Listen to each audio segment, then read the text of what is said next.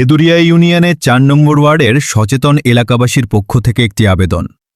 নির্বাচন এলেই chairman, member সহ বিভিন্ন প্রার্থী আমাদের দ্বারে আসেন।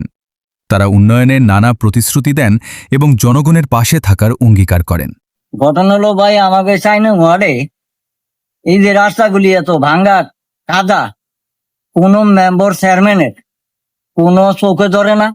হয়তো মনে করেন কেবল খালি সিজন আইলে, এই এমপি মন্ত্রীর এই আইলে, ভোট আইলে, ইলেকশন আইলে খালি ব্যস্ত থাকে, খালি হাতে ধরে হয় ধরে ভাই আমার একটা ভোট দিন, ভাই আমার এরকম করেন, ভাই আমার একটু খেয়াল রাখেন। কিন্তু আসলে যে আমাকে চাইনা ওয়ার্ডে একটা রাস্তা দরকার আমাকে জনগণের, কিন্তু এইটা এখন চৌকি বাজে না। বুঝছেন বিষয়টা হইল এইটা।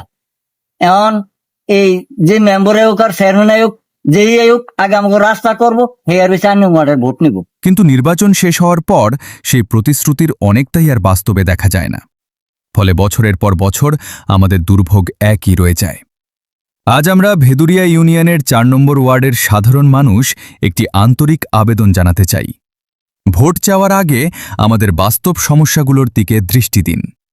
আমাদের ওয়ার্ডকে ভয়াবহ নদী ভাঙনের হাত থেকে রক্ষার কার্যকর ব্যবস্থা গ্রহণ করুন। পুরনো টেকেরহাট বাজার সহ ভাঙাচোরা ও কাদামাটিতে ভরা রাস্তাগুলো দ্রুত সংস্কার করে নিরাপদ চলাচলের উপযোগী করুন। স্কুল, কলেজ ও মাদ্রাসার শিক্ষার্থী, বৃদ্ধ, নারী এবং সাধারণ মানুষের নিরাপদ যাতায়াত নিশ্চিত করুন। আমরা উন্নয়নের বাস্তব কাজ দেখতে চাই। বাস্তব উন্নয়নই আমাদের আস্থা ও বিশ্বাসের ভিত্তি। আমরা কারও বিরুদ্ধে নই।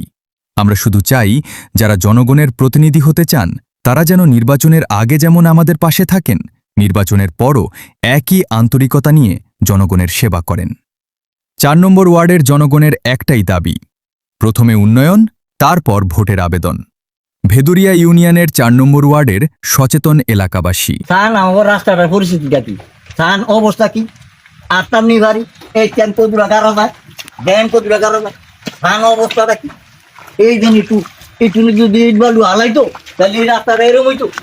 দেখেন অবস্থাটা কি। এই জায়গাটা এমন একটা নোংরা জায়গা, এবং কোনো চৌকি ধরে না। ওই জায়গায় ভোটের লিগে ব্যস্ত, খালি ভোট দেন, খালি ভোট দেন।